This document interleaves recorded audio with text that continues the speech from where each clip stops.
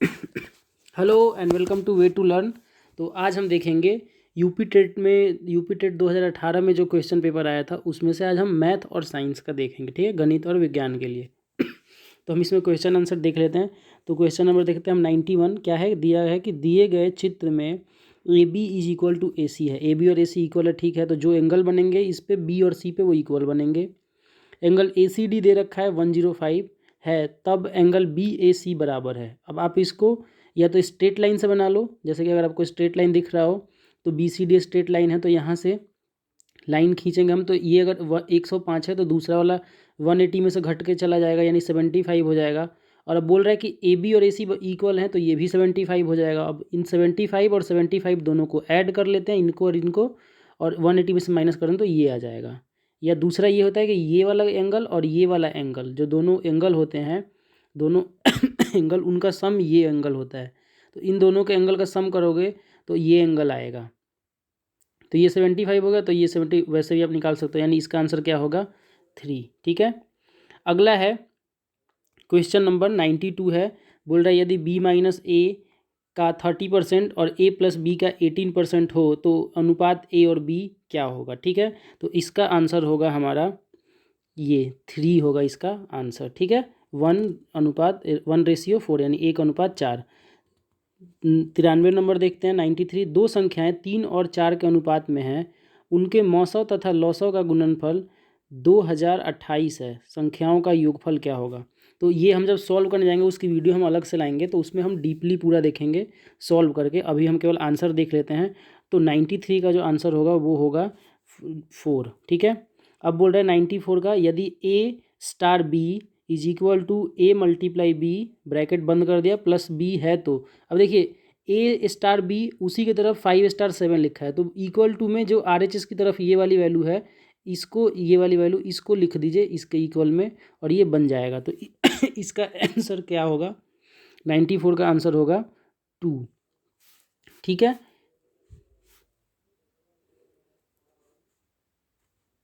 94 का आंसर होगा 2। अब पूछ रहा है 95 नंबर क्वेश्चन, निम्नलिखित में से कौन सी रेखा गणित शिक्षण की श्रेष्ठ विधि है। तो रेखा गणित अगर हमें पढ़ाना है तो उसमें हमें प्रदर्शन विधि काम में आएगी, यानी कि इसका 4 आंसर होगा। 96 का देखें, अगर एक वस्तु को 20% लाभ पर बेचा जाता है, यदि उस वस्तु का क्रय मूल्य 50 बढ़ जाए और विक्रय मूल्य भी उसी समय 30 बढ़ जाए तो लाभ इतना, यानी 3.1/3% कम हो जाता है, तो क्रय मूल्य क्या होता है। इसका आंसर होगा 96 का जो आंसर है वो होगा हमारा 3, यानी कि 850 रुपये। अब 97 नंबर देखते हैं, x-2 इंटू x-9 का न्यूनतम मान क्या है। तो इसका आंसर होगा हमारा 97 का -49 डिवाइडेड बाई 4, ठीक है।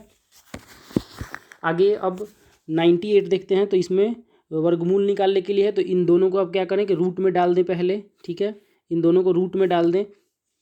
तो जब आप रूट में डालोगे इनको और फिर सॉल्व करोगे तो ये पहला वाला टर्म देखिए, ये पहला वाला ए स्क्वायर हो जाएगा और माइनस ये बी स्क्वायर। तो क्या होता है, एक बार जोड़ देते हैं, एक बार घटा देते हैं, तो वैसे कर देंगे तो इसका आंसर हो जाएगा हमारा 98 का आंसर हो जाएगा 2। अब 99 पे आते हैं, ये साइंस का क्वेश्चन है। यहाँ से जो पेपर यूपी टेट का आता है उसमें साइंस और मैथ जो होते हैं ना मिक्स ही कर देते हैं एक में, वो 30-30 के सेक्शन में नहीं बांटते। जैसे अभी रीट में भी आया था कि सबको एक ही में 60 क्वेश्चन को एक ही साथ डाल देगा, कभी साइंस कभी मैथ, ऐसे ऐसे करके। और जो हमारा सीटेट आता है, सीटेट में क्या होता है कि अलग अलग सेक्शन डिवाइड कर देते हैं। वर्षा की बूंदों 99 देख रहे हैं, वर्षा की बूंदों के गोलीय आकार का उल्लेख करने के लिए जल के निम्नलिखित गुणों में से किसका प्रयोग किया जा सकता है। तो इसमें किसका होता है भाई, तो पहला वाला आंसर होगा पृष्ठ तनाव, ये सबको पता है। निम्नलिखित 100 नंबर देखते हैं, निम्नलिखित में से कौन सी ग्रीन हाउस गैस है। तो ग्रीन हाउस गैस कौन सी है, तो कार्बन डाइऑक्साइड है, यानी कि 2 नंबर आंसर हो जाएगा। फिर है 101 में, निम्नलिखित में से कौन सी धातु खनिज नहीं है। तो खनिज कौन सी नहीं है भाई, अब यहाँ पे हेमेटाइट, लिमोनाइट और बॉक्साइट ये सब खनिज के रूप हैं, लेकिन जिप्सम जो है वो खनिज का नहीं है, जिप्सम खनिज का नहीं है। 102 देखते हैं, निम्नलिखित धातु में से कौन सा द्रव है। तो ब्रोमीन के बारे में हमें पता है, जो ब्रोमीन होता है वो क्या होता है, द्रव होता है, ठीक है। उसके बाद है 103 में, किस वैज्ञानिक ने रेडियोधर्मी तत्व रेडियम की खोज की थी। तो रेडियम की खोज के लिए पता है हमें कि मैडम क्यूरी थी। 104 देखते हैं, किस कारण से स्टोन कैंसर होता है। तो स्टोन कैंसर किससे होता है भाई, अम्ल वर्षा के कारण होता है। ब्राइन क्या है, तो ब्राइन जो है वो NaCl का संतृप्त विलयन है। 106 नंबर देखते हैं, हरे फलों को कृत्रिम ढंग से पकाने हेतु प्रयुक्त गैस क्या होती है? तो हरे फलों को पकाना होता है अगर, तो उसके लिए हम एसीटिलीन गैस का यूज करते हैं। अब वायु में नाइट्रोजन गैस का प्रतिशत क्या है? नाइट्रोजन सबसे ज़्यादा है हमारे वायुमंडल में, हमें पता है, तो क्या हो जाएगा? 78। 108 नंबर देखते हैं, ओजोन क्या है? तो ओजोन जो है हमारा, ओजोन जो है वो है हमारा ऑक्सीजन का एक क्या है? अपरूप है, जिसको हम O3 से डिनोट करते हैं। ठीक है। एम, अब 109 देखते हैं, एम द्रव्यमान के एक कण का संवेग p है, इसकी गतिज ऊर्जा क्या होगी? तो एम द्रव्यमान का है और संवेग, तो पहले संवेग आप निकाल लीजिए mv² करके, तो mv² की जगह p हो जाएगा। जहाँ पे v² आएगा वहाँ पे हम वहाँ से पहले v की वैल्यू निकाल लेंगे, तो v हो जाएगा हमारा p/m। इसका आंसर हमारा हो जाएगा, क्वेश्चन नंबर 109 का आंसर हो जाएगा हमारा चौथा ऑप्शन, यानी p²/2m। अब चलते हैं 110 देखते हैं, तो बोल रहे हैं 4, 10 और 120 ओम के प्रतिरोधों के को समानांतर करो, यानी समानांतर में जोड़ा जा रहा है, यानी कि 1/r निकाल लेंगे इसमें, और 1/r निकल जाएगा तो फिर वहाँ से r की वैल्यू पलट देंगे, तो r की वैल्यू हो जाएगी। और फिर हमारे पास 15 वोल्ट की बैटरी दे रखी हुई है, तो हम कैसे निकालते हैं वहाँ से? फिर धारा कैसे निकालते हैं? तो यानी I कैसे निकालेंगे? तो V/R वहाँ पे, यानी कि 15 को ऊपर कर देंगे और जो ये पैरेलल से निकाल के आएगा उसको कर देंगे नीचे, तो वहाँ से हमारा इसका आंसर आ जाएगा। तो 110 का हो जाएगा हमारा 6 एम्पियर। निम्नलिखित पदार्थों में से कौन सा एक लौह चुंबकीय है? अब लौह चुंबकीय कौन है भाई?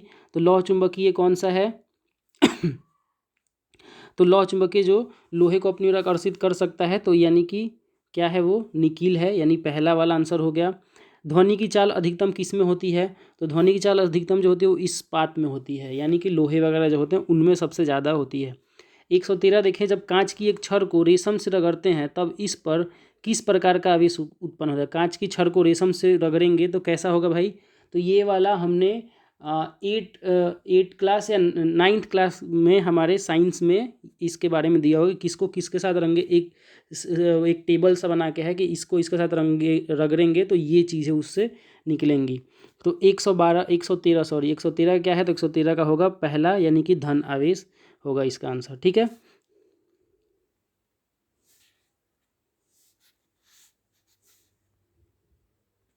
अब अगला देखते हैं पेज, तो अगले पेज पे आ गए हम। तो अगला पेज हमारा है,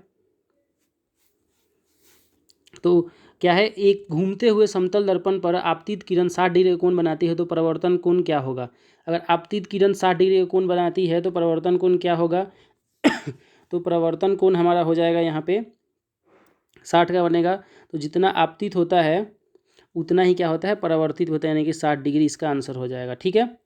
15 देखते हैं, 115 निम्नलिखित में से कौन सा ऊर्जा का नवीकरणीय संसाधन? नवीकरणीय संसाधन क्या हो जाएगा भाई?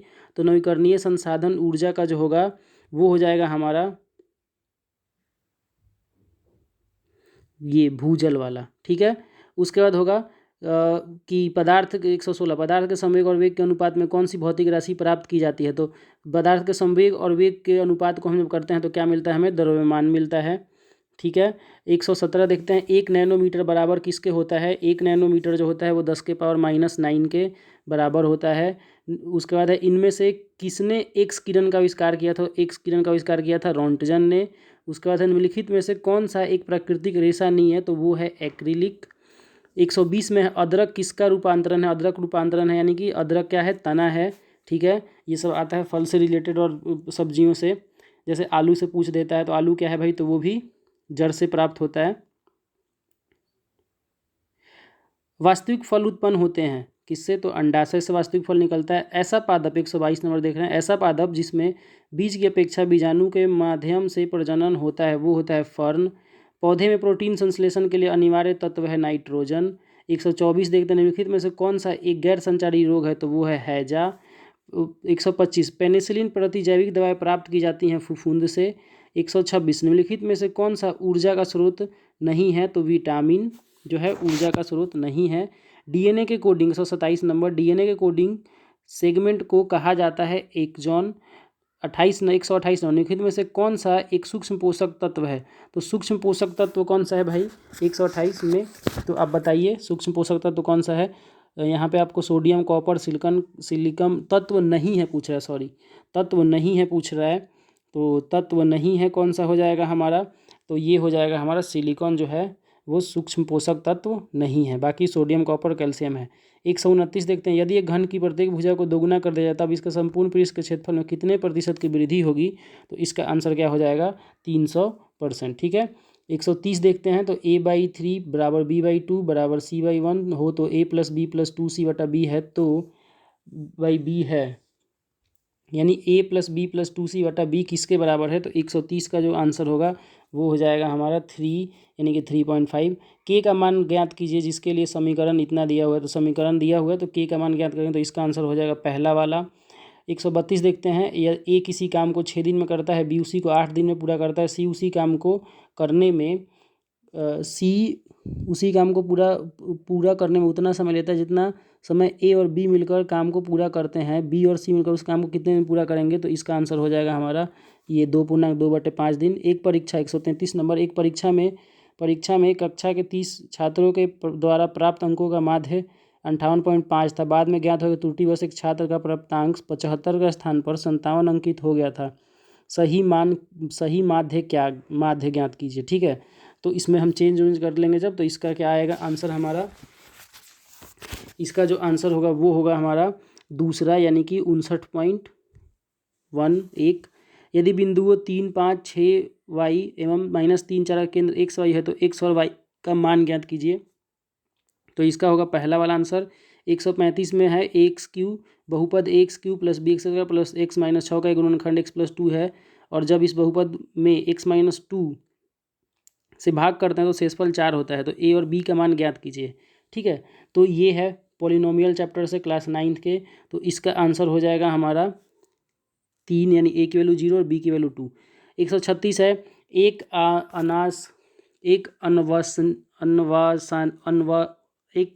अनवसानिक किंतु आवर्ती दशमलव संख्या क्या है? तो 136 का आंसर होगा हमारा 3, यानी कि एक परिमेय संख्या। दिए गए चित्र में पूछ रहा है, तो इसका आंसर देख लीजिएगा। तो इसका आंसर क्या होगा 137 का? कि 137 का आंसर हो जाएगा हमारा दूसरा, यानी कि 16/3 सेंटीमीटर। ठीक है, अब देखते हैं अगला पेज।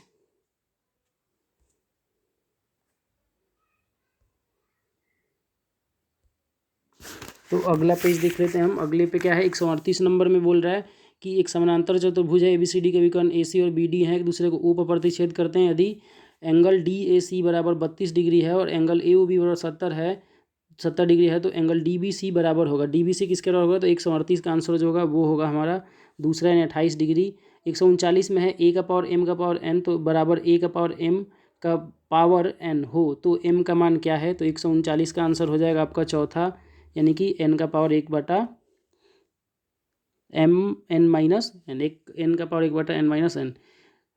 140 है, जो कि लगातार संख्याएं दी हुई हैं, तो इसका आंसर हो जाएगा हमारा पहला वाला, यानी 1/25 इसका आंसर होगा। 141 है, यदि 0 less than x less than 1 हो तो यह सत्य है। तो इसका आंसर हो जाएगा हमारा 141 का पहला, कि x के पावर 100 ग्रेटर देन x का पावर 101। 142 देखें, कितने समय में 8% वार्षिक ब्याज की दर से साधारण ब्याज मूलधन का 2/5 होगा? तो इसका आंसर होगा दूसरा, यानी 5 वर्ष में। 143 देखें, तो 143 में बोल रहा है क्वेश्चन कि 143 में कि वह छोटी छोटी संख्या ज्ञात की जिससे 33,275 गुना करने पर प्राप्त गुणनफल एक पूर्ण घन हो। तो इसके लिए हम पहले इसका घन के रूप में निकालेंगे और फिर करेंगे। ठीक है, पूरा इसको सॉल्व करके, और जो एक संख्या बच जाएगी उसको मल्टीप्लाई कर, अगर 3 का पेयर बनेगा उसके बाद, तो इसका आंसर हो जाएगा हमारा क्या? दूसरा, यानी कि 5 हो जाएगा। उसके बाद है, यदि p² - 8p + 12 व p² + 4p - 12 का महत्तम समवर्धक p - a हो, तब a का मान क्या होगा? तो a का मान क्या हो जाएगा यहाँ से? तो 144 का आंसर हो जाएगा 2। यहाँ पे क्या करेंगे कि p - a है, ठीक है, तो p - a बराबर 0 कर देंगे, तो p की वैल्यू a हो जाएगी। अब जहाँ जहाँ p है वहाँ वहाँ a रख दीजिए और सॉल्व कर लीजिए इसको। 145 का देखें, अगर 145 का, तो 145 का हो जाएगा हमारा गुणनखंड निकालने के बाद, तो इसका आंसर होगा हमारा तीसरा। ठीक है, तीसरा हो जाएगा। 146 का देखें, तो एक इक्वेशन है, इसको सॉल्व करने के लिए तो अभी हम अगली वीडियो में इसको सॉल्व करेंगे। तो इसका देख लेते हैं आंसर, तो 146 का आंसर हो जाएगा तीसरा। ठीक है, 147 का देखते हैं। एक मासिक परीक्षा में 16 विद्यार्थियों के गणित में प्राप्तांक ये थे 0 जो भी लिखा है, तो बहुलक क्या होगा? तो बहुलक क्या होगा भाई? तो बहुलक क्या होता है, अब सबको पता है कि जिसकी सबसे ज़्यादा पुनरावृत्ति हो वो बहुलक होता है, यानी सबसे ज़्यादा बार कौन सा नंबर इसमें आएगा? तो वो आएगा सबसे ज़्यादा बार 5। आप काउंट करोगे तो सबसे ज़्यादा बार 5 आएगा। उसके बाद 148 नंबर की, यदि 3 का पावर 2x + 1 माइनस 3 का पावर x बराबर 3 का पावर x + 3 माइनस 3 का स्क्वायर हो तो x का मान क्या है। इसको सॉल्व करेंगे तो इसका आंसर क्या आएगा 148 का, कि 148 का आंसर हो जाएगा 4, यानी कि 2, -1। 149 का देखें कि एक अधिवर्ष में 53 रविवार होने की प्रयुक्ता है। 53 रविवार कब होंगे भाई एक अधिवर्ष में, ठीक है। तो इसका आंसर हो जाएगा 149 का 1, यानी कि प्रयुक्ता इसकी क्या है 2/7। उसके बाद 150 है, यदि एक किसी वृत्त के केंद्र से 12 सेंटीमीटर दूरी पर स्थित जीवा की लंबाई 10 सेंटीमीटर, वृत्त का व्यास क्या होगा। तो वृत्त का व्यास क्या होगा, ऐसे खींच लीजिए एक केंद्र से लेके और जीवा पे जब इसको मिला दीजिएगा केंद्र से उस जीवा को, तो वहाँ पे एक आपको वहाँ पे जैसे ऐसे कर दीजिएगा और ऐसे मिलाइएगा, ये सर्कल हुआ अगर ऊपर से, और इसको जब मिला दीजिएगा यहाँ पे तो इसकी वैल्यू 12 सेंटीमीटर दे रखी है, ठीक है। और ये वाला जो है ये पूरा 10 है, तो यानी कि ये 5 हो जाएगा और ये 5 हो जाएगा। अब ये क्या हो गया हमारा कर्ण हो गया, तो इसको निकाल लीजिए, इसमें से इसके स्क्वायर में से इसको घटा के, तो 12 के स्क्वायर में सॉरी इनको जोड़ दीजिए तो ये कर्ण आ जाएगा, यानी इसका आंसर क्या हो जाएगा 13, यानी कि इसका आंसर क्या है 13। तो 13 कौन सा है हमारा,